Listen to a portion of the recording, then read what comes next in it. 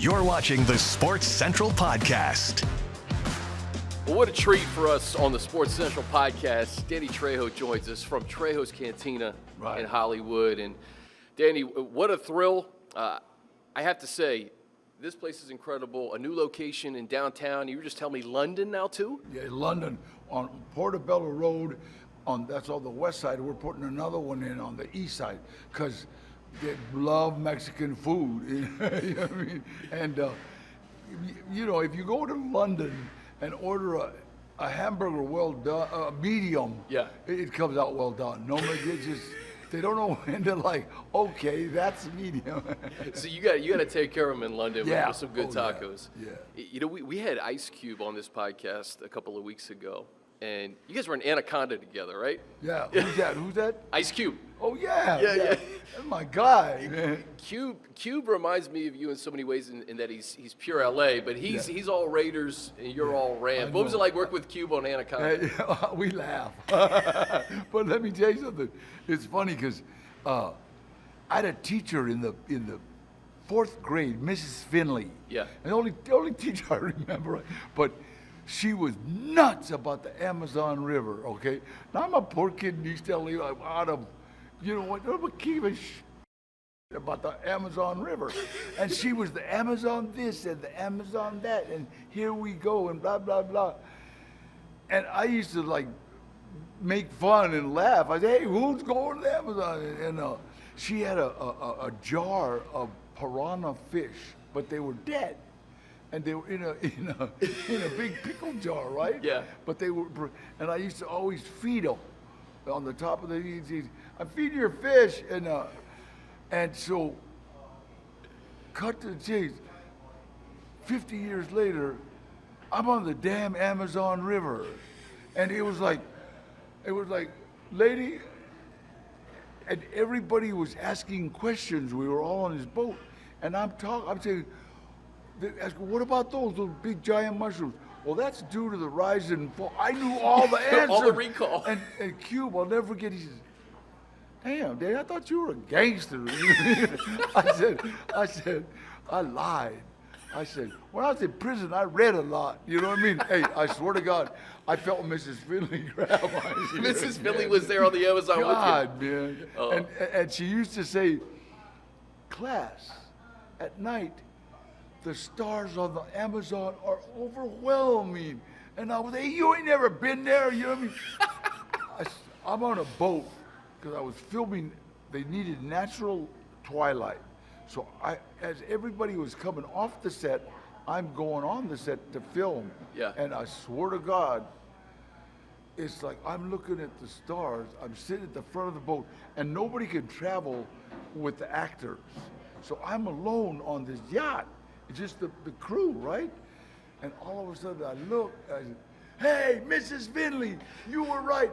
The stars are overwhelming. Do you think Mrs. Finley would have any idea that her fourth grade student would be on the Amazon and you'd be thinking about her with Ice Cube? She was watching, and Ice Cube, Ice Cube's a gangster. You know what I'm saying? Oh yeah. I couldn't tell him that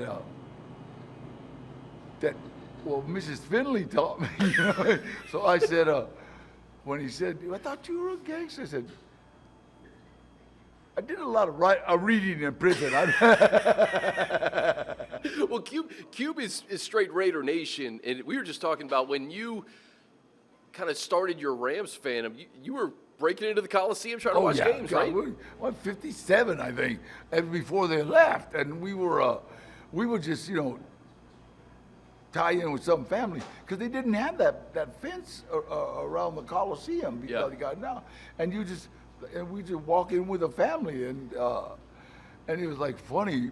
We'd be like there all day, God, that was fun. Danny, your upbringing in LA is well documented. How much were sports a part of your upbringing? I know you talk about kind of going into the Rams games, but did you have a loyal following to the teams growing up? They were everything. We used to sneak. Well, we cut school and when I lived in Echo Park, and we climb up the hill and we were watching them build Dodger Stadium. You know what I mean? And figuring out ways to sneak in. But I mean, we watched it get built. So we were like crazy when the Dodgers came to that stadium. And then the Rams, the same thing. It's like, that's been my team since I was a kid. You know what I mean? And I remember my dad came home for my birthday, I forget how old, bought me a Rams helmet and a Rams jersey. And I swear to God, that was like, back then, it was like, like $10 or something, but for a construction worker, that's a lot of money. You know what I mean? And I'll just never forget it. And, God, I wish I still had it. Be worth a fortune. Who's your favorite Ram of all time? Well, I love Norm Van Brocklin. It was the Dutchman, the Flying Dutchman. Yeah. Unbelievable. And Crazy Legs Hirsch, and then coming up now, it's like number 99. Aaron Donald in your program. Jack Youngblood too, right? That was your guy as well. Go on. He was awesome, and I still run into him. I remember Youngblood, 79, playoffs, snapped his leg, came back. Yeah, they beat Dallas. Yeah, taped it. Played Tampa the next week. And what's funny about him is, he wasn't from LA. Nuh-uh. But if you perform for LA, you're an Angelino. Oh, absolutely. You're from LA. You know what I mean? Yeah. What they have done since moving back, I think I read an article when they moved back in 2016, and just like you being reunited with your boyhood team. What did that feel like when they moved back to LA in 2016? It was like family coming home. It was funny because, like you always have a team that you bet on, whatever they do. And when the Rams left, I just started betting on the spread, just didn't really have a team. St. Louis, the hell is that? I love St. Louis, but I mean, you're not from St. Louis, exactly. And then when they came back, it was just like family coming back, it just did. And God, man, like I said, we couldn't sneak into the stadium anymore. SoFi. I seen SoFi before while it was being built. Oh yeah. My cousin was working. Gilbert was working at SoFi on all the electricity, all the top stuff. You know what I mean? And it was funny because he got me in, and we just wow. It's like a spaceship. Yeah. SoFi doesn't feel real to me, and I can only imagine for someone who would try to sneak into the Coliseum. Yeah, unreal. Like 50 years later, 60 years later, you're looking at a place that you couldn't even massive. dream of. It's massive, and it's like the Rams do it justice. Yeah. You've been in countless films. One of the things that I was really excited to talk to you about is everybody has a Kobe Bryant story. Oh, yeah. And you did a short film with him. Yeah. You were the Crippler. Yeah. Remember that in 2011? When he was the Black Mamba, when he brought out his tennis shoe. It was the Black Mamba. And what was amazing was that I had a friend, Carmen, whose husband and son were like unbelievable fans. And they'd sit up in the nosebleed seats, but they never missed a game. And father and son would meet and then go to the game, and it was when the father passed, his kid was just like really, and I told Kobe, and Kobe just straight out said, just bring him down. And I almost cried. And when I brought him down, here's all these businessmen trying to talk to Kobe when they would break, right? And Kobe would go, hey, come on, and they'd shoot hoop together. And the kid's never forgotten it, and it's like, but that's the kind of guy he was. That's who he was. It's like all the fame, didn't matter. That little kid was more important right then, that day. You know what I mean? And it made an impact on his life. We see Kobe and the competitor that he was on the court. When you were working with him as an actor. Did you know that he had that second act in him? Because he was well on his way, Danny, to winning an Oscar and storytelling. He was built for that. Yeah, he was amazing. He was just an amazing person. I think, Kobe could have been like a champion at checkers if he would have done it. You know what I mean? He was just that kind of guy. He's a stone winner. And there's people that are just born to win, and he was one of those guys, and how he lost his life was tragic, and it's like there was a song that said the day the music died, a long time, I forget what, and it was, that was it. It was because like when that happened, Los Angeles cried. I've never seen anything like it. I worked for the organization for 9 of Kobe's last 10 years, and Kobe was Los Angeles. Yeah, absolutely. There's very few athletes in this city that you could put on that same pedestal as Kobe Bryant, as you well know. And it kind of just changed everything, right? Like, as someone who grew up here, what was that moment like for you when Kobe passed? Because it really did feel like everything stopped. It stopped. It's I don't care if you didn't even like basketball. It's like he was just a great man. And it's funny, there's a mural in this body shop, and it's got like all these people. It's got Kobe Bryant, and everybody wanted to take that down. And I remember calling Garcetti and said, "Hey, come on, what does this? It's iconic, And then I did a speech for the camera, and still there, still there. So somebody listened. God bless. When somebody like Kobe does a commercial with you, or when you interact with athletes at games, what do they know you as? Like, what's the movie that they point to? There's countless of them, but I'm sure that there's, like, whether it's Heat or Machete, it could be anything. I did a movie in Chicago. Oh God! And the Chicago Bull. What's his name? Was it Jordan? Jordan. Yeah. Okay. Yeah. And he's on the court. He's like bouncing his ball, and I'm wearing a vest with no shirt, right? Levi's, and mugged up. And I'm standing there, right? And he had to say, "What are you doing here?" I says, "I'm gonna play you one-on-one." He busted out. I couldn't have said it, and it was just, I don't even know if you'll remember. Which local LA legend athlete do you think could be a good actor?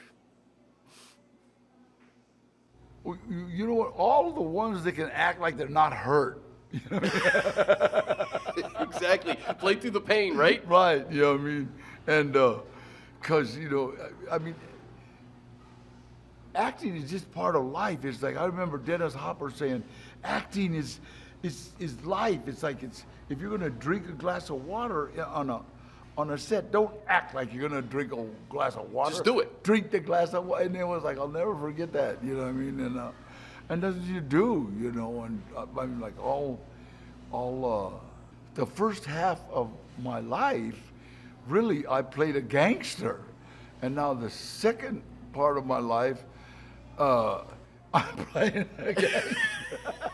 It was all that work the first time. That's what's remarkable about your career, Danny, is that you started it halfway through your life in terms of what you did on the screen and being a decorated entrepreneur. But if you didn't have that first part of your life, you couldn't have that second part. I was 40 years old, and I was actually a drug counselor. And one of the guys I was working with said, come on, let's sign up. So we signed up to be extras, and this guy was staying clean. So I get a call about 11 o'clock at night. And he said, Danny, there's a lot of drugs. It was 1985. That was when cocaine was rampant on movie sets. I can remember on Johnny Carson asked Sammy Davis Jr., what's that? And Sammy Davis Jr., because that's my Coke spoon. And this is on TV, that's my Coke spoon.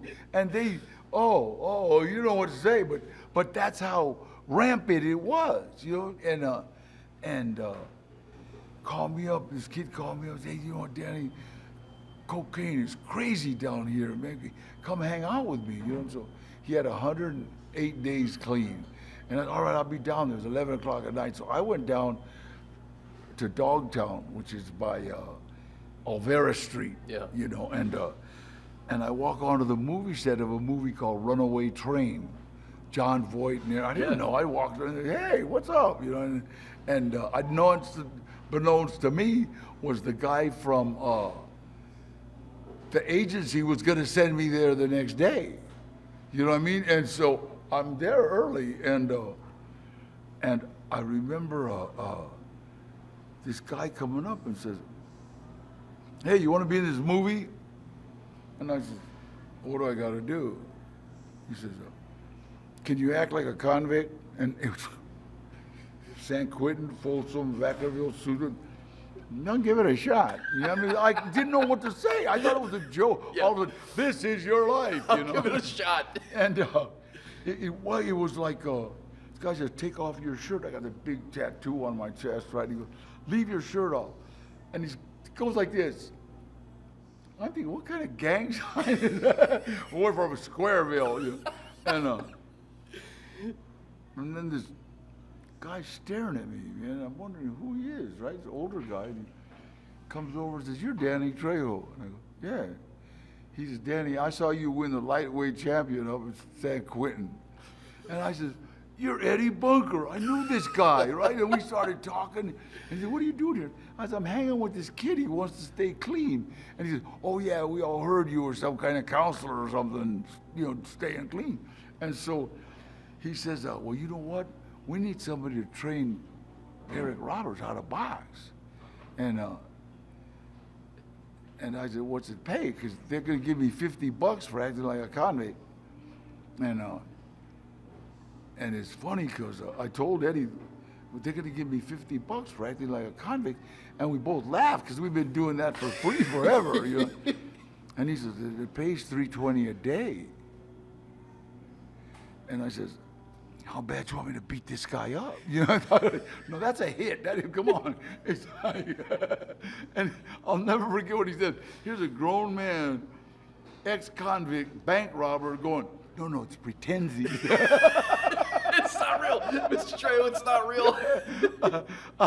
I said, I'll beat him up for $50. And I started training Eric Roberts how to box. And Eric was a movie star thing. Sure. Just unbelievable, right? And so sometimes movie stars are a little harder to handle than just regular actors. But Eric liked me, so we hung out and did whatever he do whatever.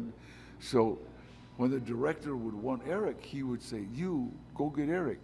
The director was Andrei Kojalowski, who was his first American movie, and his grandfather, somebody wrote the Russian national anthem, so he was very big in Russia, but this is his first American movie.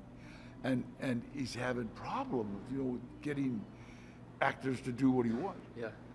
And so he would send me to go get Eric. And hey, Eric, come on, let's go, and then we'll work out afterwards. So then we'd work out, and he'd do his part, and we'd go work out, because he liked working out.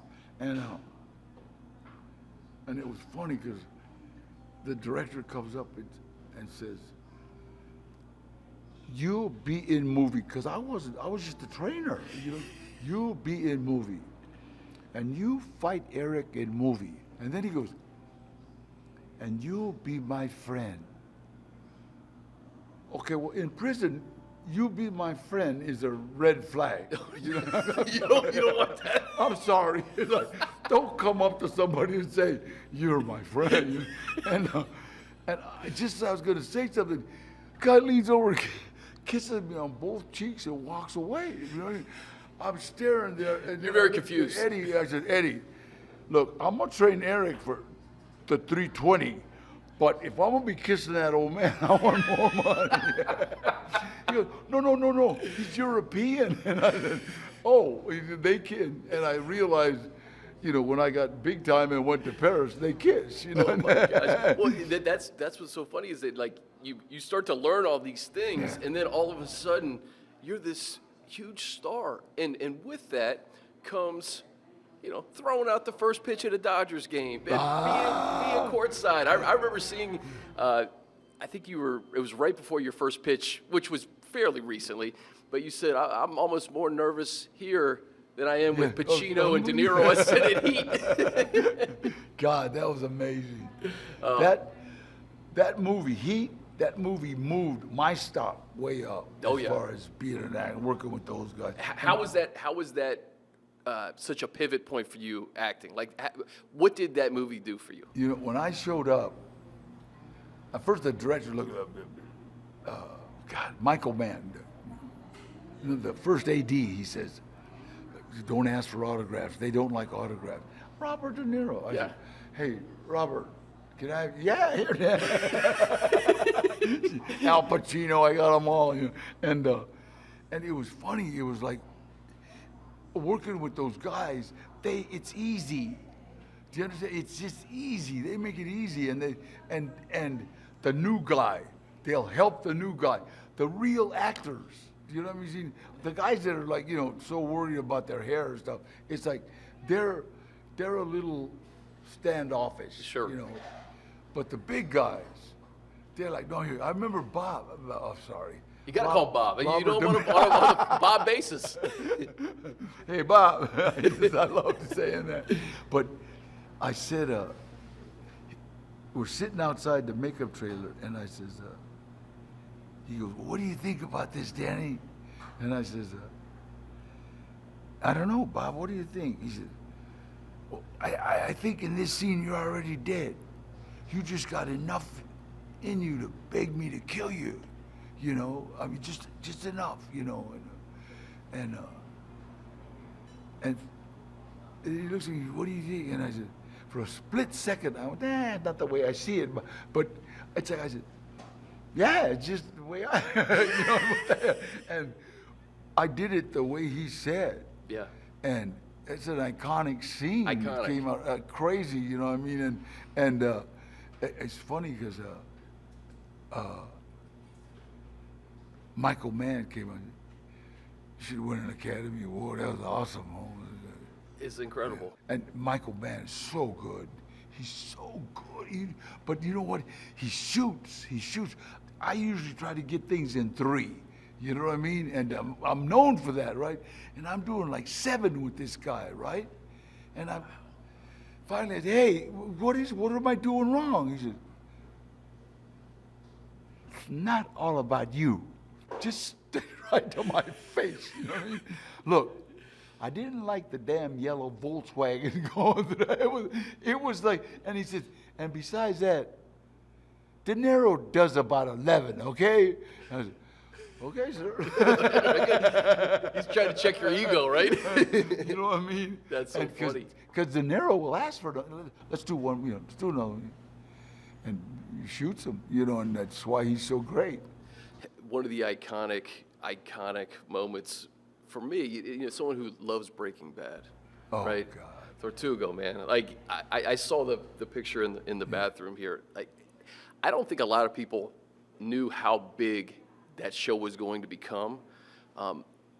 What was it like being in that show and just the staying power that it has today? People still think it's one of the best shows of all time. Man, it's so funny. I was in London, and I was doing autograph signing, right? The Comic-Con, I'm doing autograph. These guys come in, and there's a big hassle at the door, and I'm like, what's going on? These guys got a turtle. I said, what?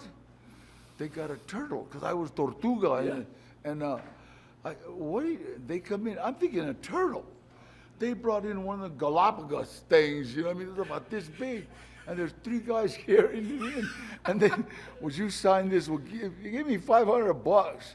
And I said, what? I said, here, and I put Tortuga. And then I remember on the list I put, Hola DEA, and I couldn't believe it. Wow. And there was some kind of farm where they have like tortugas or tortoises, Yeah. but they're like Galapagos, big monster. How did that even come to be with your head on a tortoise? Do you know what? For a while, I was supposed to get that head, but it's a process where they put this thing over your. It's a whole thing, and they put straws in your nose so you can breathe, and then when they take it off, they pour this other in it, and you've got a perfect match of your head, So they know what they're doing. Yeah, they do. This has been incredible because I think of everything you've been in. You as an entrepreneur, like you don't stop. You don't stop, and you have fun doing it. You know what? Everything good that has happened to me has happened as a direct result of helping someone else. Me and Danny Levitov, when I got out of prison, started a gardening business, and I got Danny out of a rehab. I used to go talk, and I loved him because he was doing armed robberies, and he robbed his Jack in the Box on Ventura Boulevard, and then he stashed the gun, and he kept walking down Ventura Boulevard, and all of a sudden the cops surround him. He forgot to take off the ski mask. Oh, no. Hey, it happens when you're loaded. You know what I mean? And I just love this kid. He was a good kid, and for money, and so he got off, with this rehab, and that's where I met him. I was speaking, and I said, let's start a business, and we started a gardening business. I'm fresh out of the pen, and my girlfriend gave me a 1959 Chevy Impala. So this is what we're going to gardening with, right? And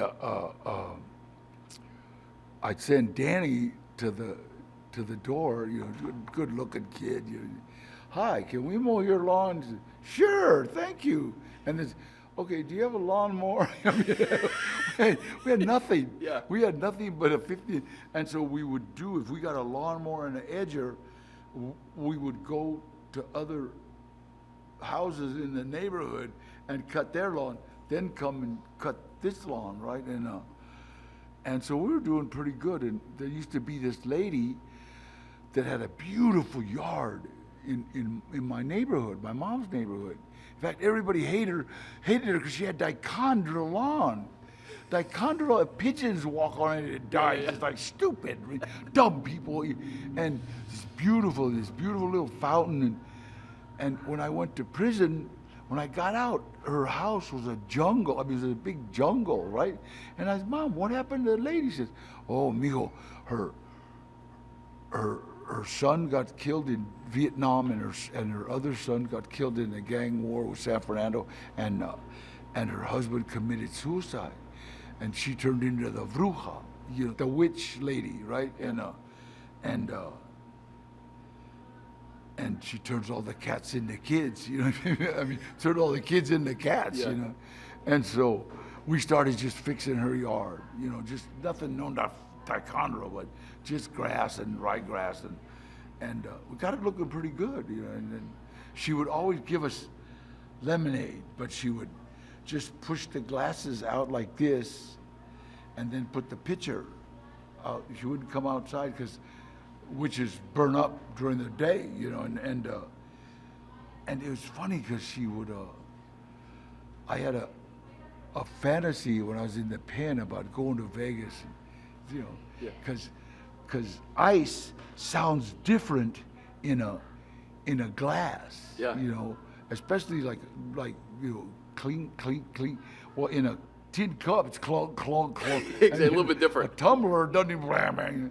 And so this guy comes over one day and says, I'll never forget it, big hillbilly, right? This guy's about 6'4". Hey, Poncho. That's $5 right there, buddy. What? He says, what are you charging a lady? I said, nothing. Old lady. Well, I want you to do my yard. And okay, and bring Pablo there with you. Okay, that's another for Danny Levitov.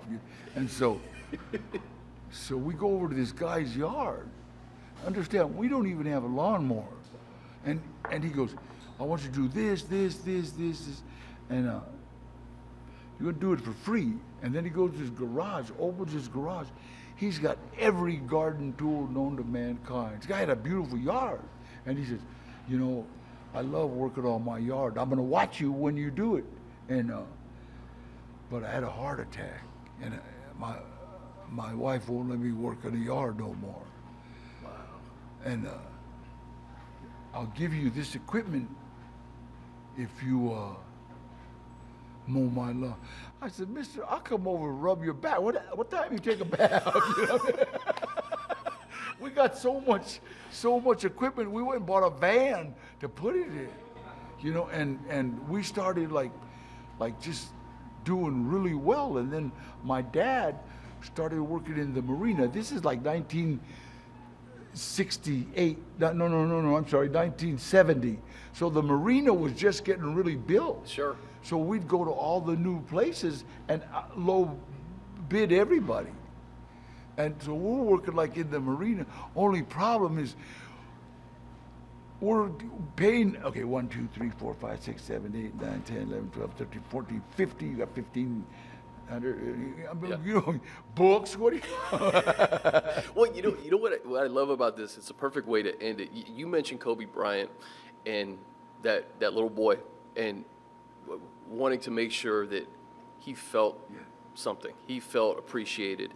And I always look for how people are successful. And I think you just laid out the golden rule. Treat people well. Do good things for people. And it pays it forward, for sure. Danny Trejo, you're the best. You know, one of the things that we do, both me and Mario, I met Mario in San Quentin when I was doing a movie called Blood In and Blood Out. Mm-hmm. And I said, hey, blah, blah, blah, blah, blah. And he was from Baldwin Park, and we talked, you know, and then, you know, I was pushing like 425 on a bench, you know what I mean? And I said, we want you to join us, but because of what happened in Folsom, they with American Me, they wouldn't let guys from Southern California, the mafias, cut it. So no guys from Southern California could work on a prison movie, you know. So, but we still talked. I gave my number, everything. Cut to 8 years later, I run into this guy, right?